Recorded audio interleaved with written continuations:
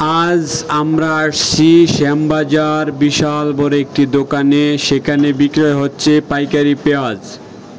আজ জানবো এবং দেখব কত করে পেঁয়াজ বিক্রয় হচ্ছে। বাড়তে শুরু করেছে পেঁয়াজের দাম। আজ পেঁয়াজ অনেক বেশি দামে বিক্রয় হচ্ছে। পেঁয়াজ বিক্রয় হচ্ছে ৪৬ টাকা, ৪৮ টাকা এরকম দামে। আপনারা দেখতে পাচ্ছেন যে পেঁয়াজগুলা কাটা দিতেছে সেগুলা বিক্রয় হয়েছে ৪৬ টাকা, এবং একটু বড় সাইজ সেগুলা বিক্রয় হচ্ছে ৪৮ টাকা।